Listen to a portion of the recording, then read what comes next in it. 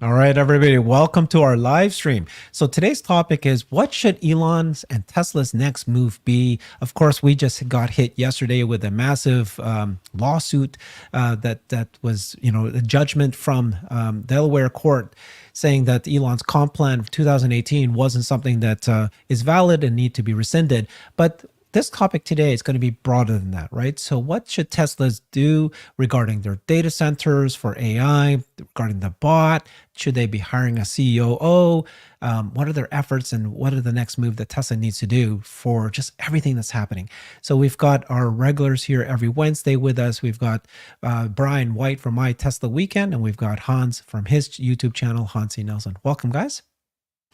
So awesome to be here. I don't know. This feels like a busy news week, and we've got a lot to cover. But guys, early on, if you could leave comments about which topics you want us to get to first. Some of these can get pretty big in a hurry, and I'd hate to run out of time before covering whichever things you guys think is the most important. Hans, good seeing you here too, my friend. Likewise, always enjoy being here. Yeah. Oh, it was Terry Costi who said the best comp is no comp. That's right. The best That's comp is right. no comp. Thanks, Peter. I love that one. So yeah, so obviously lots of things going on, and I love Warren Redlich has this term he's calling smarter than Elon disease, STED, and I don't. The three of us are pretty good about this. We're not here trying to say this is what Tesla should do. Here's what they're not doing. There's certainly a room for criticism for Tesla, but it's just an interesting thing. We are major shareholders, or from our perspective, for ourselves, right, in this company, and we want it to succeed. And so we're looking at things and wondering. So the first topic could be, what is the next move with regards to the comp plan? Having Elon be part of it is important. I think the next one is AI. To me, that's the big one, AI and bot. We can start with those two topics unless others have others. Yeah, you're right. See, Optimus and Musk and the bot. I totally agree, Pete and Rudy. That's true. Okay, so let's get started with that. This thing happened yesterday. I've done several shows. Brian has done a show on this as well. What should Elon and Tesla do regards to this comp plan? We clearly need to get Elon committed to Tesla. Step number one. He needs a new comp plan, but there's a wrinkle. What happened yesterday? So yesterday he talked about reincorporating Tesla into Texas. They're very likely going to appeal this judgment, and they might bring it up to the Supreme Court. These are things that they're probably next doing. But what's your thoughts? Haven't heard from you yet, Hans. Why don't you start us off? Yeah, I really enjoyed the show that you did yesterday, that you posted on YouTube that had Alexandra and Larry and Sawyer, and a few other people. But Larry's comments were particularly good. I think that it really is concerning because it creates a lot of uncertainty about exactly what is possible, exactly how all of this stuff is going to get worked out. Like, you can have a reasonable expectation that people will figure out something and that they'll make it very feasible for Elon. But I don't understand why the judge in Delaware would take it upon herself to find in favor of this plaintiff who is not even a real shareholder. And I know that people said, yes, like this lawsuit was going to happen regardless. But the fact of the matter is that the vast majority of shareholders, at least that I'm aware of, including larger institutional shareholders, are not happy about this decision. And if you're going to take one of the Magnificent Seven and throw their corporate governance into question and jeopardy like this, as the state of Delaware, I think that creates a lot of questions for other companies about whether or not they want to continue being incorporated there. And so I think that Tesla absolutely should move quickly to leave the state of Delaware. Whether or not they go through with that, I don't know, but they need to make all the preparations necessary. So that can be something that's on the table so that if they need to do something differently, they can't relitigate what has already happened. They can't appeal. That needs to happen, obviously. And hopefully the appeal if I was the Supreme Court of Delaware personally, when the appeal came to my desk, I'd be like, this is not good for business in the state of Delaware for us not to find in Tesla's favor in the appeal. Now, I don't know how much that will play into their decision making. But, this is a huge source of business for the state of Delaware for all these companies all around really the nation that do incorporate there because they're supposed to have super high quality judicial system for these types of matters. And I think this definitely is a stain on that idea. We'll see how things play out moving forward.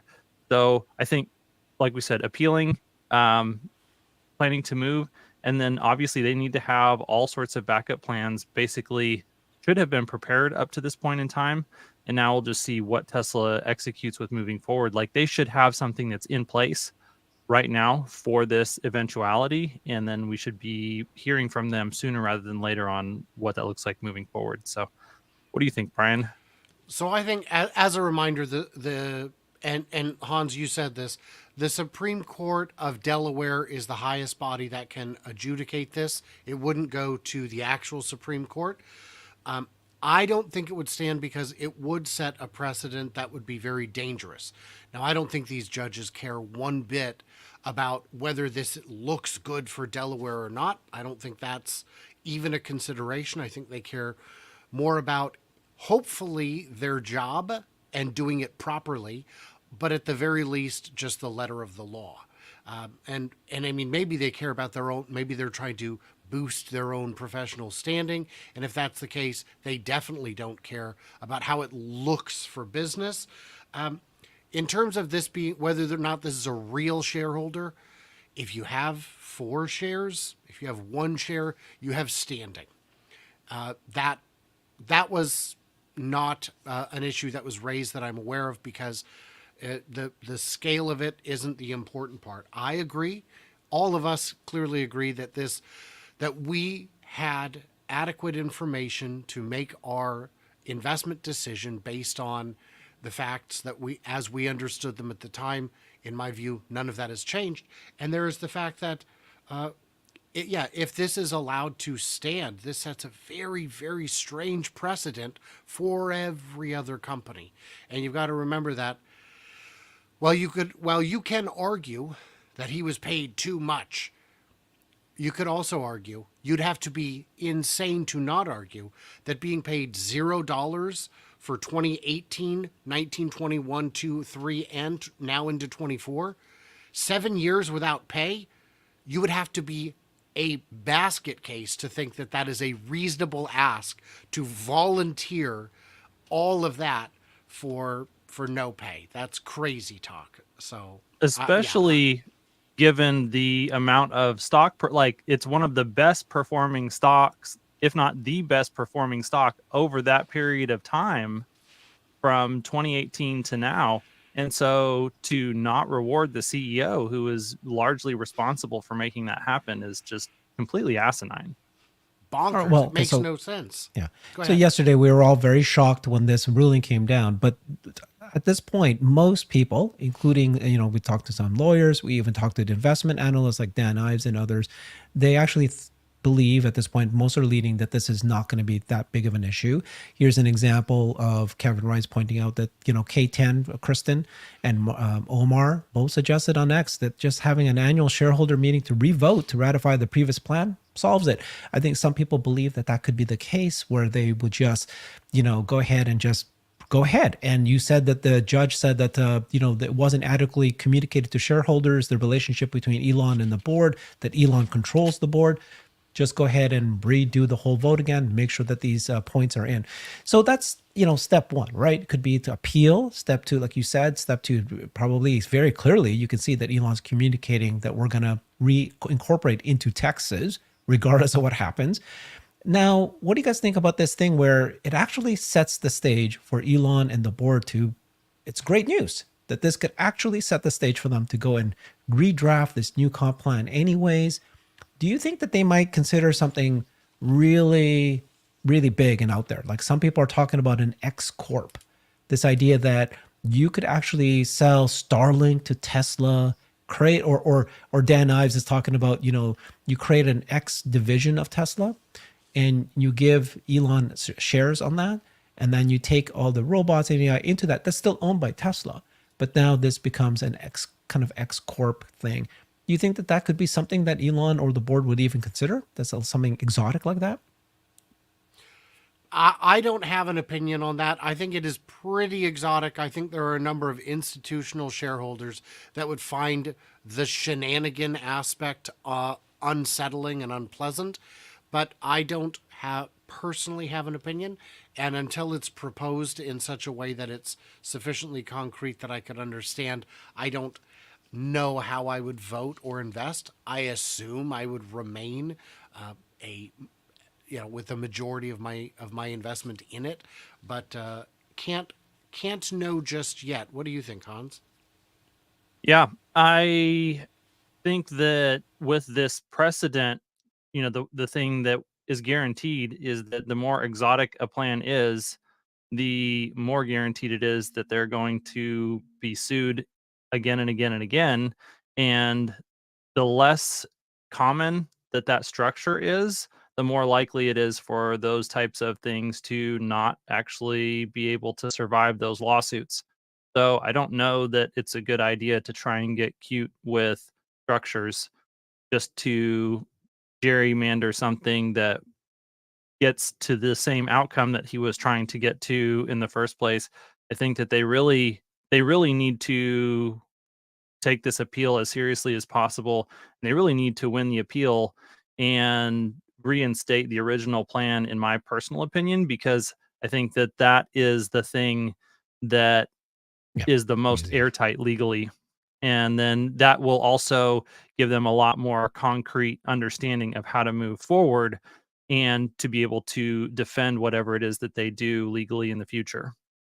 I Okay. would add that I think it's great that this verdict is handed down at all. We've been waiting since 2022 when the case concluded for this judge to release this 200-page epic poem about their opinion on what's going on and how it all works. And I think it's pretty good that we can actually now start to have a conversation about the next chapter, even while this chapter is still winding down.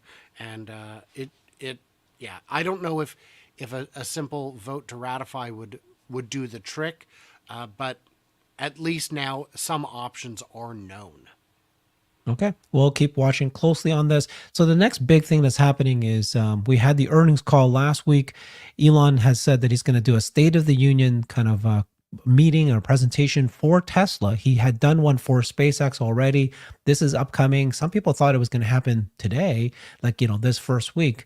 I wonder, what do you think might be their move there? Like, it's just going to be a standard hurrah. Elon says, "Thank you, Tesla team, for what you've accomplished in the last several years. Look at the things we're doing now."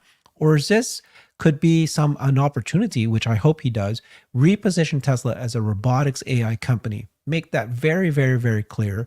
Maybe this is where he talks about his recommitment to Tesla.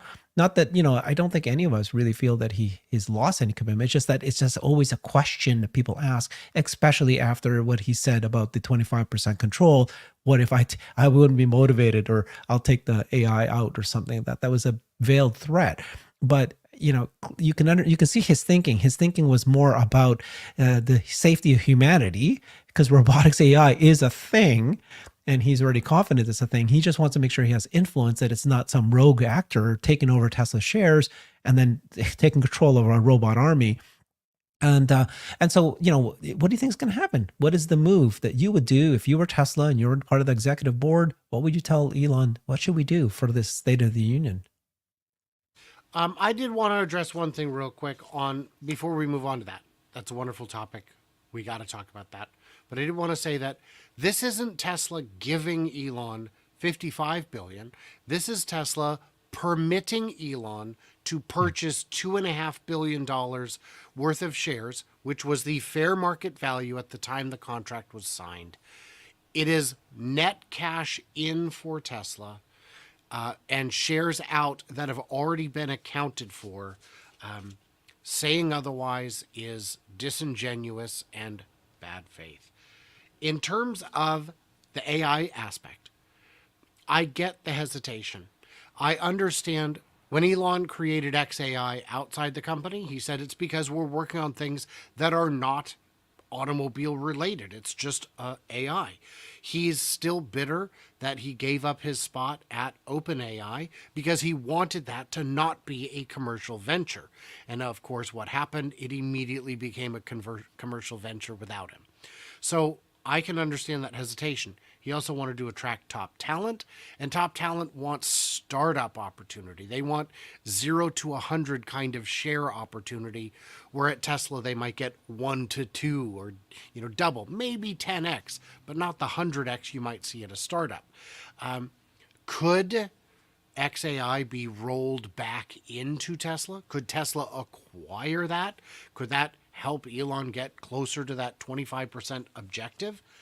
I don't see why not. If the value proposition makes sense, if an independent board suggests that it's the right thing to do, and that the price makes sense, and the shareholders vote. And for that matter, there are other things you could roll in as well. Hans, what is your thought? I think that just thinking about what is likely to happen, that the Tesla State of the Union address will be much like the SpaceX State of the Union address that we just heard, which has a lot of good information. But like you said, Herbert, is more just a congratulations to the team, a recognition of the accomplishments. I do think with the timing, it does create an opportunity to talk more about Yep. their plans to deal with what has just happened and maybe positioning themselves for the future. But honestly, I don't know how much of that stuff is really decided, and that may be why they may be deciding now to change what it is that he's going to talk about or how he's going to talk about that, because their plans have been materially altered from what they expected, a week or 2 weeks ago. So we'll have to wait and see what he says. I do think that, though, a lot of times we expect those types of things to happen when Elon makes appearances, and Yeah. 7 times out of 10, we don't really get what we're Yeah. hoping he might do. He just talks the talking points that are the Elon talking points. So I think that's probably what we'll see. I would agree, though, that it would be a great time for him to position Tesla as an AI and robotics focused company, especially since he has raised some questions about that based on his comments on X the other day about the 25% voting control. So that would be a good opportunity. I hope that he takes that. And I think that actually has a little bit more likelihood to happen. I'm almost sure that he will make some comments around that at the State of the Union address, So and right. So then we'll go I from there. want them to do, I want them to do more than that, right? So when the earnings call happened, he brought up, I think somebody mentioned to me that the very first line, he did say Tesla is a robotics AI company. And he's been saying this quite a bit. So that's great. But then they didn't really talk about it until it was asked as a question. Then he spent a lot of time. And the big news that he dropped at that earnings call was that that Tesla is going to ship Optimus by sometime next year. So some amount of Optimus will be shipped sometime in 2025. Great news. That means that it's not just creating the product, but actually maybe even selling the product to license and other partners, which is way faster than I thought.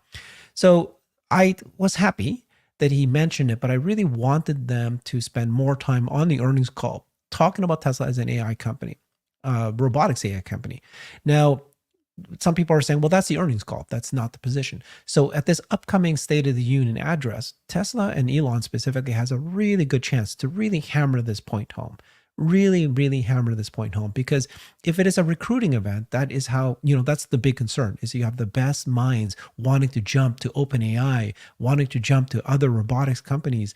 They need to know that Tesla is not only the leader in AI, they've invested in data centers, they've got this great data set, the leader in vision AI, and then of course the leader in robots. They need to spend a lot of time there, and that's what I'm hoping that he would do. at this State of the Union address, because it kind of paints the future. This is the future of the company. We've hit all the goals. You know how they did Master Plan Part 1 and 2 and 3. And 3 is still there's a lot of little pieces of 2 that haven't been accomplished, and there's big pieces of 3 that was a massive master plan. But if they do kind of like paint the future a lot more like this is, which he does such a good job with, that's what he needs to do. And then what I'm just hoping for is just this more of like, I just interviewed Dan Ives, and that video will drop sometime this week. And what he was frustrated with is Tesla's communication, and that I asked the question, when does investors, the institutional investors, start viewing Tesla as an AI company? They're not really awarded Tesla that in the stock price. And he said, it's not just painting the future. You need to actually show the monetization plans. And so maybe they're not quite ready to do that, but but they should at least, lay the groundwork. And he's doing it. I'm not saying he's not doing it, because he really is. I'm loving whenever he says Tesla's a robotics AI company. I just want to really take this opportunity to do that. That would be the next move that I would ask him to do. Really big push. We are a robotics AI company. Here's why. Remember that he did say that he was open to doing an AI Day 3 on the earnings call. And so I would expect a lot more of that topic of Can I pause? conversation. If you remember what he actually said there, though, he said it sounded like they hadn't planned it yet, and that he was concerned that last time they did it, the competitors copied a lot too much. And so that's the thing that got me a little down. I don't know if it was Figure AI. It's just everything they've ever shown in the AI Day 2 and those investor days was a lot, and people copied the unboxed model. Toyota's doing it too. They can look at things and very clearly what they're working on the autonomous driving. But so it sounded like they hadn't planned it yet, and that's the part where okay, you should have planned. It should have happened sooner than now. It sounds like they're going to do it, but it was very delayed. So on the lack of communication, I would agree. Tesla's communication is a weak point by far. Communication with investors, communication with the media, communication with buyers and other customers. I can't speak to how they deal with suppliers, but I can imagine maybe it's an issue as well. But Tesla has had a lot of issues in the past. Not that long ago, sales and service were kind of a problem. And over the last 2 years, it's gotten a lot better. There was early issues people were saying, even as far as the 3s and very early Ys, with build quality, the panel gaps, the alignment, the fit and finish. And I said about all those issues, if that is the problem that the company is having, just think what it's going to be like when they get it sorted out. Well, guess what? The Model Y's fit and finish has improved. I have a newish one. It's 3 months old. It's a Fremont build, famously the worst of the factories, and it's straight, it's clean, it's got everything sorted out. And what happens is when they get these little things sorted out, you end up with the best-selling car in the world. So what's going to happen to Tesla's stock when Elon, the stuttering madman, Daddy Bad Tweet himself, stops appearing on these earnings calls where he just blows it all and ruins it for... Guys, if you're worried about his communication style, pretty soon we will have a COO, a Gwen Shotwell sort of person running that side of it. And then what? The institutional investors will overlook that the numbers have always been good and just feel better and invest? Well, maybe. And when they do, it's nothing but upside. So if the communication lacking, I agree it needs to improve, but it's such a small component of the execution more generally. I do want to talk more about the next move that Elon and Tesla should do is hire a COO. Let's dive into that. But before we do that, let's not leave AI quite yet and bots, right? So is the next move to really invest way more than they have been? They just announced a data center, $500 million. Elon himself said that's really not that many H100s, NVIDIA equivalent. It is a Dojo supercomputer. They are investing heavily in Dojo, but whenever you compare them to the other Mag 7 folks, those guys are investing tremendous amounts. And so it's like, is Tesla not investing enough? This is a debate I've been having with a number of people. AI is the game, and he knows it. I would never account. I trust Elon more than anyone in the world. Elon is, they know what they're doing. But what do you guys think about that? This concept that they really should, some people are saying, and I kind of lean in that camp, Tesla should actually raise money to be able to buy more. They've got $30 billion in the bank. That's great, but we need to be buying more. Now, it could be that they're not buying more Dojo, building more Dojo, buying more NVIDIA, buying more AMD because you can't. It could be that they are already buying what they need and there's timing to when to do it. So I'm not questioning that, but it's like, at some point you just double down and you just throw. This is actually no longer about hiring more engineers. This is about increasing compute, which is clearly data centers, and growing those data centers. What's your thoughts, Hans? Yeah, I definitely think that they need to be acquiring as much compute as fast as possible, and that's going to be a combination. I was really glad actually to hear that the compute that they're putting in Buffalo is actually Dojo. That's great news. That means that we're really, ramping up deployments of Dojo, because I was somewhat concerned that 90+% of the 100 exaflop goal that they have for the end of this year was going to be comprised of just NVIDIA compute. And I mean, we don't know where we're headed at this point on those numbers just yet, but this is a good sign that maybe Dojo can actually take up a much larger and more meaningful slice of that 100 exaflops, which is good for Tesla in a number of, on a number of fronts, because it means that program is continuing to progress. That means that they have more data to work with, more learning, more iterations, more infrastructure that they have solved for whatever Dojo V2 looks like, or this Dojo V1.5. I mean, that's one of the questions that I'd really love to know is the Dojo 1.5 that we learned about or heard, at least it was the first time I had ever heard about it was on the earnings call this last time. Is that what is going to be set up there in Buffalo? I would speculate that that's probably going to be the case, that they have basically retired the V1.0 chip design, because it just wasn't flexible enough to do the types of ML training tasks that really took over the world of artificial intelligence and machine learning here in the last few years. And so it may have been that they were able to make some slight modifications to that chip, and whatever tooling that needed to happen in their chip fab was not hard to change over. And so they may be producing those V1.5 chips, which may be much more usable than the 1.0 chips, but it's short of the full version 2.0 revision.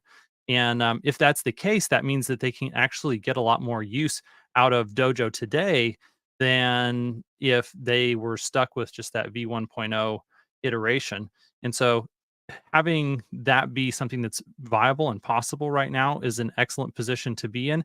It means that they really are going to be in a lot better position to keep pace with the progress of NVIDIA, which means that they have a lot more power when they're negotiating with NVIDIA, that if they can't get the prices or the delivery times they want, that they have backups and they can do what it is that they need to do more assuredly than if they were just relying on NVIDIA to be their sole chip supplier. I think all that makes sense. I don't know that now is the right time to raise more funds. I think the biggest one that you hit on, Herbert, was I don't know if there's even more chips available to be purchased between the huge purchases by Meta, by Tesla, and by all the other companies whose names we may not even know right now.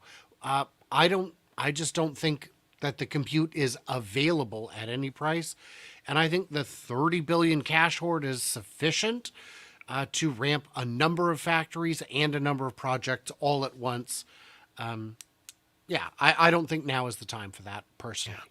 And the other thing that I would just reiterate, Herbert, is that, Microsoft is another one. They're making huge investments on this front. And we've talked about this, that the companies that are investing in this amount of compute usually are doing something where they're offering Mhm. basically either cloud training or cloud inference service. And that's just not a position that Tesla's going to be in for the next little bit still. That, there's a lot of work that they have to do on the FSD system and training of Optimus bot. Those really need to be their priorities. And so they don't need nearly as much compute compared to a Microsoft or a Google or, an OpenAI, because they're just servicing their own needs. Now, eventually, hopefully Dojo can get to the point where it really is scalable and performant and compatible with pretty much everything that's out there, so that they could offer that Dojo training as a service. But that's several years down the line in the plans right now. So I don't know that right now is the time to really be trying to keep up with somebody like Microsoft, for example. The nice thing is that you have a CEO in Tesla, Elon Musk, who is arguably one of the top leaders and knows so much about AI. He's been doing it for decades, and just how smart he is, and he's friends with all the top leaders. He's actually good friends with Jensen of NVIDIA. They've done interviews. They've been talking to each other, and so you know what I mean. Like he can make mountains move so easily, more easier than others, by just calling the CEOs, calling heads of states, setting these up. So that's why I'm putting my bet on Elon. So while I say that they need to make bigger moves on AI, it's I have tremendous confidence. I like obviously their strategy, which makes so much sense, that they have NVIDIA, they have AMD, they'll build, and they're building their own dojo. Just very recently, Elon said that, there are companies that's all they do is create semiconductor chips. And here we are doing this, and it's like crazy that they are, but because they are an auto company, right? But it's amazing that they're doing this. And it's all going to fit together. There's his master plan. He's talked about these data centers, and that you should be able to see these data centers from the sky because they're going to be powered like crazy with lights and energy. The amount of energy to power these things is so crazy that it will become the rate limiting step for many companies. And so who's best to be able to have batteries and solar power expertise to be able to power these data centers? And it's going to be Tesla. So at some point, other companies will hit a stage where they can't grow much more. They'll need to figure out where to get their energy to power this. So I have confidence in Elon there, and I'm okay with, I trust what they're doing. And so I'm not demanding that they raise more money. It's just this understanding that the world is now an AI war, not only corporations, but also countries. And there is limited supply of these chips. And Elon understands this. He knows it. And that's why he's creating his own dojo. But, this has to be something that they focus on like completely. So, okay, so that's the AI discussion, right? The data centers. What about the bot? So what would be your next move with the bot, right? So you've shown Gen 2, surprised everybody how incredible this is. You've said that you hope that you will have shipping the product by next year. You've got a company called Figure that just announced a partnership with BMW. Should Tesla make announcements? If you were Tesla, would that be your next move, to make announcements? Now, I've always said that they don't need to, because Tesla bot will be used. The first 2,000, the first 20,000 can all be used by Tesla. The second place they should use it is their own supply chain partners, because it's a win-win-win-win. It's like a triple whammy benefit to Tesla if they use it themselves. But this idea that they should be partnering, they should licensing it.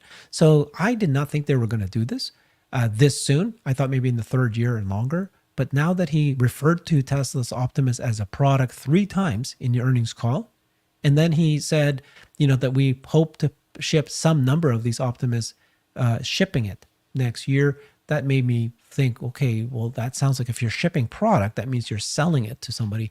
Is that the next move for the bot?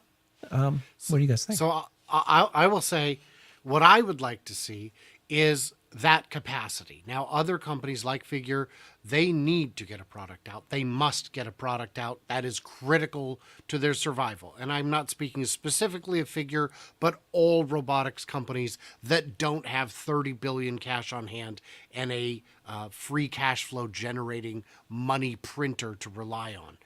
So Tesla doesn't have to do that. I'd like to see them get it competent and capable internally, and then I'd like to see them do what you said, share it with one of their partners, but not announce it, because that Oh, will leak. interesting. That will leak. And I think it's way more exciting to get dribs and drabs than to get an announcement and then wait 6 months and hope for the best. No, just actually do it. Just like I want in the future for a product announcement, a car announcement to be, and it's available right now.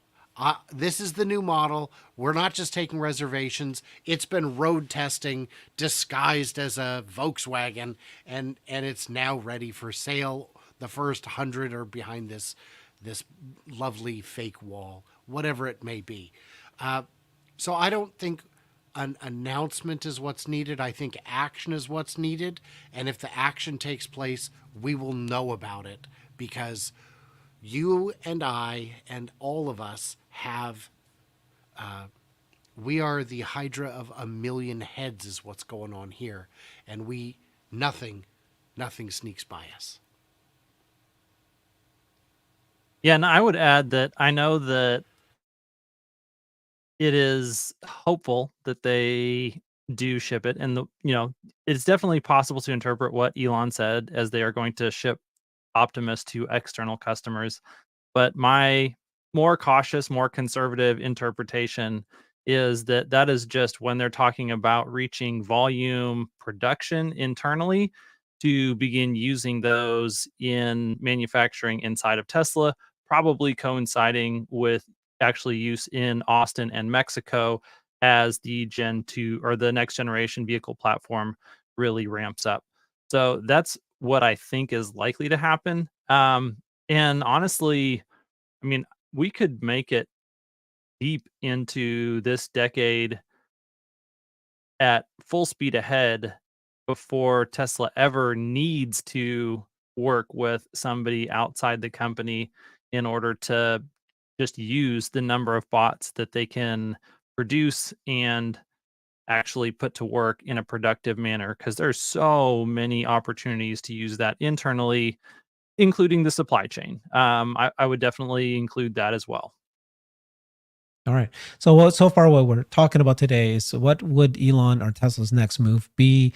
We talked about the lawsuit that happened, the compensation plan. Should you now do an appeal of it? Should you move the company to Texas? Should you now take the opportunity to create a new plan, which is what they're obviously working on? We talked about the State of the Union address that Tesla's and Elon's going to do very, very shortly. Could happen the end of this week, could be next week. We talked about AI, the data centers, the investments that they're having there, and what they're working on. We talked about the bot.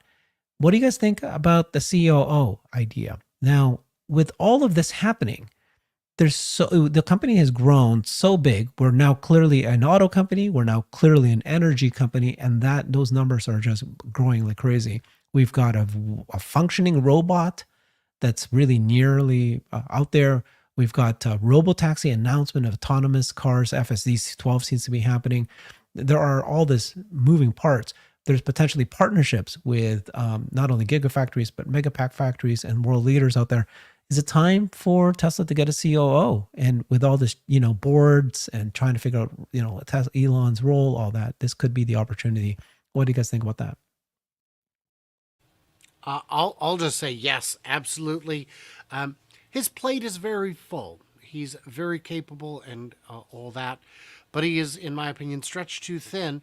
And when Gwen Shotwell at SpaceX has done such an amazing job of keeping the company on track and running the parts of it that require a full-time person, someone who's not just there 10 hours a week or 20 or even 30, but 40, 50, 80 hours a week. And I think any of his companies would benefit from having that role filled. And I think he's taken on too many positions. He's also the head of PR, which is a job I'm pretty sure he dedicates 8 seconds a year to. And but he does fantastic. So what do you think, Hans? Yeah, I think it's interesting that I think that position is full for the most part, in every single one of his private companies. And so, for whatever reason, this public company that he has to interface much more so with the outside world, that is a position that's not been filled, and it's just not sustainable indefinitely. I think at some point it has to be, and obviously there's a number of excellent executives at Tesla, but I also wonder if, part of what makes it difficult to fill isn't necessarily Elon and Elon's relationship with the public in Tesla, but the duties and responsibilities of all of those executives that just go along with being a public company, and all of the extra reporting that has to happen that maybe fills up their plate a little bit more. That, I don't think that Gwen Shotwell has to do all of the things that the COO of Tesla would end up having to do. So I think that makes that position a little bit more difficult to fill. And but with that said, I'd love to see somebody like a Tom Zhu or a Drew Baglino, or I mean, very impressed with Lars. He's obviously phenomenal as well. There's just a number of people that seem like they really are solid, and are, especially some of the younger people who have been with the company a while. I think are seasoned, they have such a history with the company and such a well-developed work ethic. I think that at this point in time, it might be a good season for them to really step into a role like that. I guess what you need to think, what I'm thinking about is it makes like it's so easy for people to say, yes, Tesla should have a COO. Very logical, very straightforward. But when you stop and think about it, Tesla is not like a regular company, right? It's got 20 plus startups within it. You need somebody who's got factory experience, but also be able to run, the energy and the Nabad. And so, in fact, what he actually has is this where you have COOs for every single division. That's already the case. Do you need a COO who is kind of like running the company that has all of this when you already have leaders that are running? It's like almost like a middle layer. And Gwen Shotwell's role at SpaceX, everybody keeps bringing her up. She's amazing. She's incredible what she's done. But she's actually more of a business partnership, and her relationship and what she strikes with NASA and other, suppliers and all that. That's her main role. Of course, you've got Twitter. You've got the CEO of Twitter. And that's important because that's a self-running, very, very simple, more compared to other companies, right? It's much more straightforward. That's a straight looking company. But so I do think he needs somebody, but I don't know if that's what's in any way has held back Tesla at all. So I don't know if this is like a big deal. I would say it's certainly not critical. If this is what Tesla being held back looks like, oh boy, hold on to your butts, because we're in for another exciting 10 years. Although I'd argue we are in for another exciting 10 years either way. Do we need any one thing? No, but I want Elon's headspace to remain as clear as possible so that the other things he's working on can get some of the attention they deserve. I don't know how much time he spends on things like the Boring Company. And one thing we could have talked about is, should the Boring Company be brought into Tesla? It is a transportation. No, no, Zero sense. Well, it does if the objective is to increase Elon's stake at Tesla. I see. But I don't, because the question, the thumbnail we went with is, what's Elon's next move? Yeah.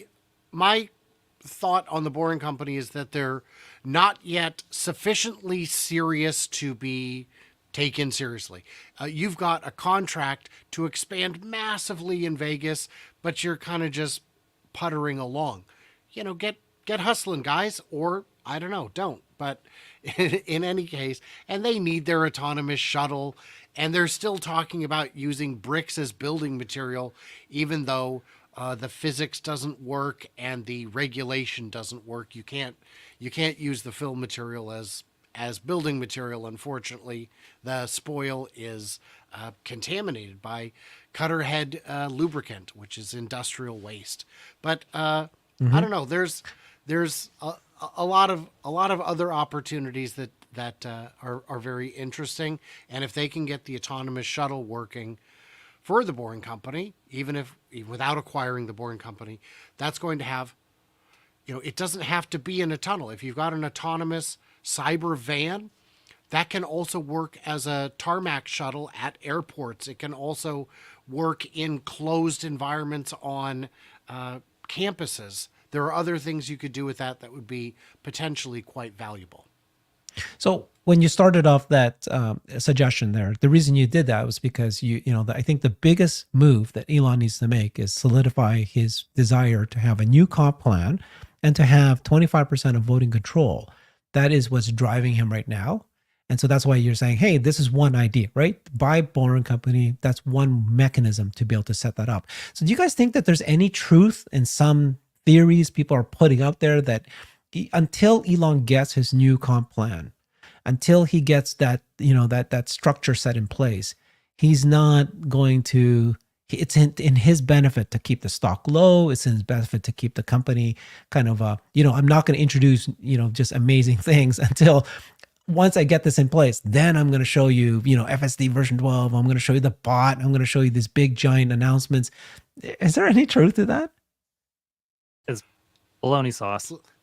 Yeah. I mean, just watch them. They are releasing, like, the bot is moving forward at an incredible pace. They're moving as fast as they can move on FSD. Like, the stuff just takes some time. We've got V12. Like, the progress of, when you think about when they first started talking about, hey, we're going to move to this full end-to-end inference architecture, was just within the last year. And they replaced a body of code that was over 300,000 lines that had taken them 6-7 years to build up. And they completely replaced all of that code with machine learning code that was developed over the course of 1 year. Like, that's not slow walking the progress of FSD. That is pedal to the metal. And so when you just look at their actions, Elon is moving forward as quickly as humanly possible without putting the company in undue financial risk, because he does have some PTSD regarding the production ramp of the Model 3. And so he wants to make sure that they're in a good spot as far as cash that they have on hand, to where he's not just, going out and investing huge amounts of capital willy-nilly. He's being very disciplined, which he has always been. He's always been very disciplined. So I don't see any change in behavior from him. And I don't see any real slow walking of any of the projects, other than you could say that maybe Mexico was slowed down. But I don't know if that's because Tesla wanted to slow it down so much as it's just harder to get things done in Mexico than they had hoped after their previous experience in Shanghai. So I would say on Mexico, it's not that it's harder. I think the harder part is there just aren't enough batteries. If we had the factory ready to go today, where on earth would we get the batteries for it? But there are two parts to this question that I see. Is in the question being, is Elon artificially keeping the stock down so that he can have more upside in a new comp plan? So the first part being, would they sandbag stuff at Tesla? And the answer is absolutely not, absolutely never, because anyone who participates in that knowing sandbagging would be the subject of the next lawsuit, and they are not going to do that. That's crazy talk. And you and I, we agree on that, but there are conspiracy-minded folk who might not see it quite as clearly. The second one is Tesla going to change their plans, change their announcements, change their direction just so Elon can keep the stock low? Of course not. The second part is Elon's personal behavior. And is Elon going to stop being Elon because of the comp plan? I don't see it happening. I do not imagine that when the new comp plan comes out, he all of a sudden starts playing demure school child on X and saying everything is sunshine and roses and unicorns. He's going to speak his mind. If he doesn't, if all of a sudden he has this epiphany that me being a super nice guy all the time is somehow better for the company or the world, great, good for him. Focus on the positive. Do that. But I just don't see it. I can't imagine a material difference in my life between 100 billion and 200 billion. The numbers are no longer real at that point. So I would agree with the panel here and disagree with the folks who say otherwise. All right. So, the topic of our top today is what is Elon's next move? And when I think of that, I'm thinking you got to think big. You got to think big, like bigger than you think, because this is Elon. This is his vision. His vision is amazing and he makes it happen. And it just so happens that Tesla is at a point right now that is very, very exciting, right? It's actually, it was exciting when it was, trying to become an electronic vehicle company or trying to become an energy company, and they had their master plan one. That's like child's play today, right? Today, this company is doing AI. It's trying to become an AGI, embodied AI. They're doing robots. They've got cars. Elon mentioned that we actually are the largest robotics company in the world. We have 5.5 million robots out there in the world today, which is true. These are hardware that has vision, that is able to make decisions on their own and act. And now that they're working on the human bot. So I think that this next move, it's like, how it is, like when he's put into stress, which is what happened now with this comp plan and all that, the greatest thing comes out of that. And it's going to be shocker. And I hope it's going to be one of those win-win-win scenarios, like this one move that can solve multiple issues, that will get him his 25% voting control, that will get him his new comp plan that has massive goals, which I don't think it may just be simply, get the market cap to 5 trillion, get the market cap to 10 trillion. Clearly that's going to be part of it, but it can be more than that, right? It can be like the leader in AGI and embodied AI. And that's what drives him. That's what he said, right? Didn't he say like about a year ago, maybe less, he said that, no, I'm clearly going to stay at Tesla. Tesla is working on AI. There's work for us to make this happen. So it's all coming together because AI, AGI, robots, these are things that can take a company that's a $700 billion company to become a 10 trillion, even a 50 trillion, the crazy numbers. This is what's going to do it. And this is like somebody said Elon will go demon mode.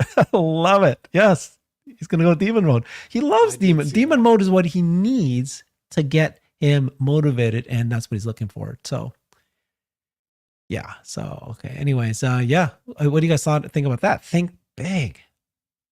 Yeah, I agree that, based on Walter Isaacson's biography, that is something that he kind of has this love-hate relationship with all this drama. And so I do hope that we see whatever comes out of that, like you said, be something that is just this real masterful stroke of 4D chess where he is able to pull off something that really accomplishes a number of objectives for a number of stakeholders all at the same time. I think just to build on Elon's next moves, you had a couple of conversations this past week that I wanted to kind of bring together and emphasize. So, one of them was we talked about the Ken Griffin comments around Elon and Tesla being in the position to really create the foundation for the software of autonomy and define what that looks like for the future, and potentially be, the supplier of choice for both software and hardware on that front.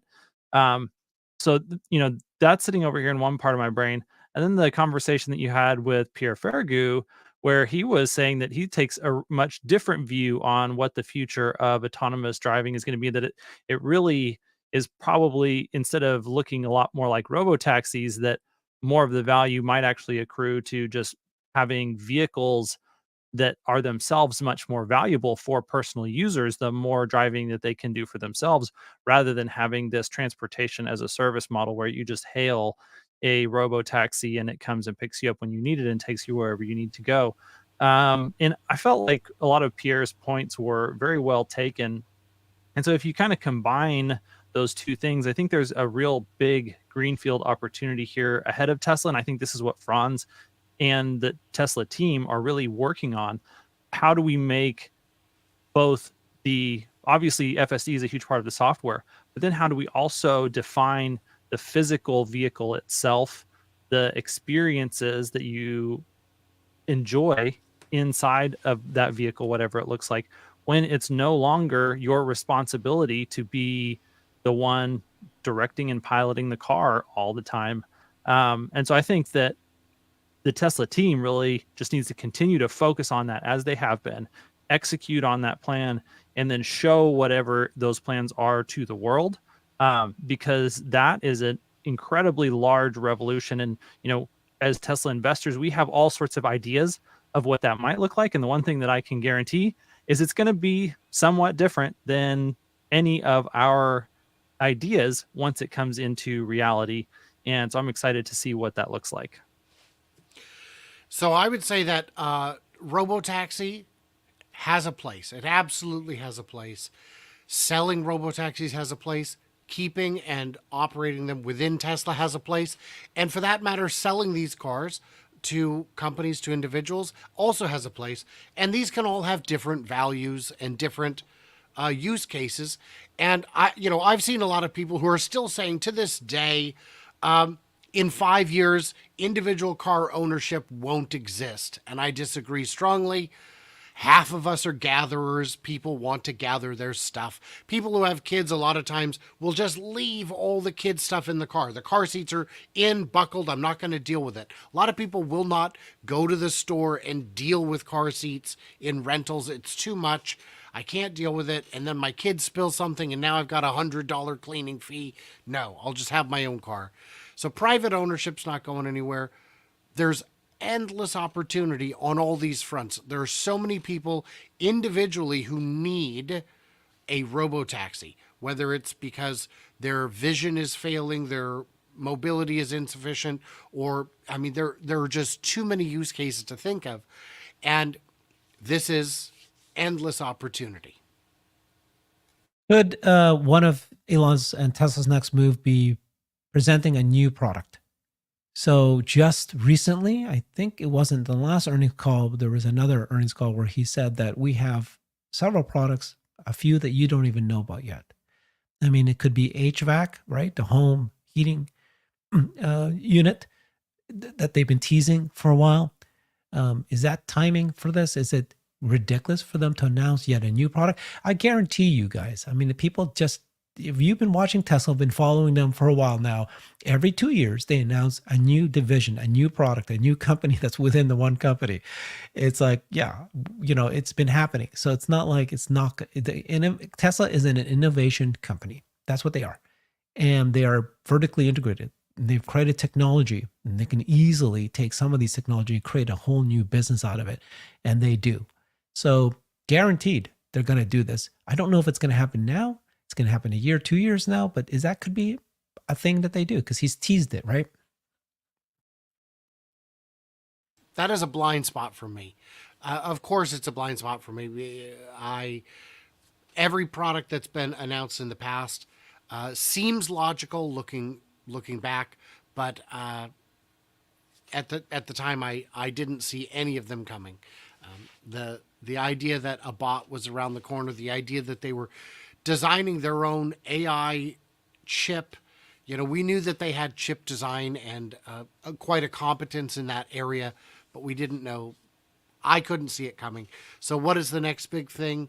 I know it's not a Tesla product, but burnt hair caught me off guard. That's for sure.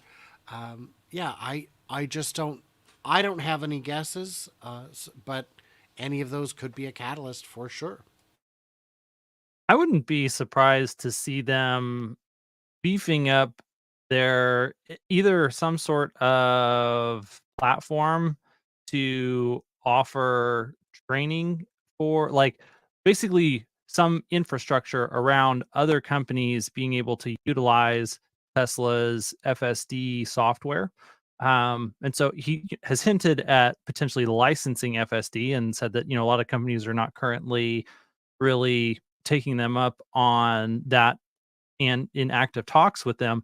But I wouldn't be surprised at all. In fact, I would really expect them to be working on the infrastructure because they know that this is just a matter of when, not if, that they're going to be flooded with inbound of people who are like, oh my gosh, you actually are making tons of money off of this product now. Can we please license it from you?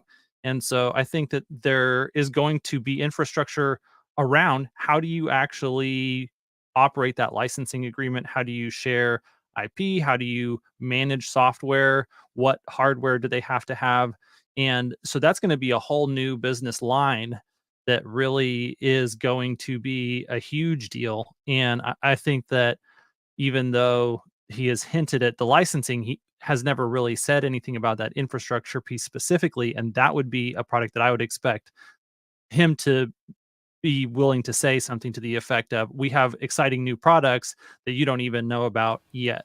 I think that that's one of those things that would really fall into that category that is, like I said, a when not if type of product. I would add to that, there's a lot of B2B software that could be done. Tesla designs, when you've got a company and you need Word or Excel or whatever, you buy per terminal, per user, per individual employee, and you might be paying $50 per month per employee, and you've got 100,000 employees. Pretty soon you're talking real money. Tesla designs their own enterprise software. They could start licensing that out, perhaps. I mean, there's a whole lot of competencies in house that the next big thing could be.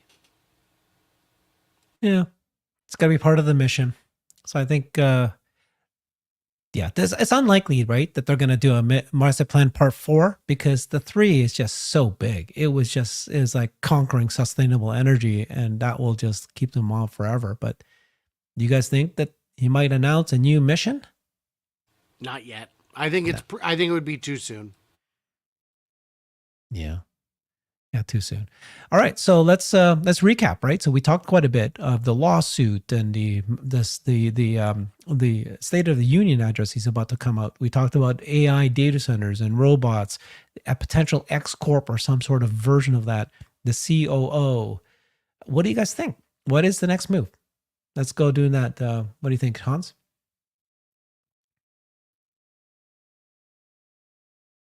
Need time to think, huh? Yeah. I think that if we go back to the beginning, that just announcements about AI and the progress of being an AI and robotics company is that, and whatever their response is to the lawsuit and the judgment against Elon's compensation plan, like those are going to be really the next two things that we see from Elon. What's the next move? I don't know. The Macarena. I have no idea. I think as long as we continue executing with what we've got already on our plate, and there's a whole lot on the plate right now. I don't know if now is even the time for the next thing. Bot's got a long way to go. Dojo's got a long way to go. Cybertruck is just getting started. Compact hasn't started. We've got factory expansion in Berlin, likely in Shanghai, though we're not sure where or when, with the mega factory, and likely in auto. Giga Nueva Leon. I think there's a whole lot on their plate, and now is probably not the time. Yeah. Okay. Well, I mean, for me, the next move is basically he's got to get his next compensation plan. He's been talking about it. This thing that happened yesterday is going to put a wrinkle to it, or he could turn it around and it could become a very, very positive thing. And then it's about positioning Tesla as a robotics AI company. I just keep repeating myself, but that is what Tesla needs to do for a variety of reasons, right? AI is a war. You got bots. That's a war. And Tesla is a leader in the space. And so they are letting, it's an easy, hanging in the fruit kind of thing, fruit hanging from the tree kind of next thing to do it. And he's doing it. He absolutely is. And you're piecing it together. So I'm expecting to do much more on that. And it's really a more positioning than it is any massive change to what's happening today. I mean, there's so many things going on that we could talk about too, but the other area that I think we haven't talked about yet that is a huge next move is the next expansion of FSD V12 to a larger group of customers. That should be pending very, very soon. And that is one of those things that has huge implications, that every time that piece of software reaches another milestone, we're one step closer to Tesla being able to just turn on huge SaaS revenue spigots. All right. I love it all. Let's wrap it up. Thank you so much, Brian. Thank you so much, Hans. Appreciate everybody joining us. Tell us what we missed. And if there's any ideas there, share with us. Thank you. We do this live stream every Wednesday. Please join us. Thanks, everybody. Bye-bye.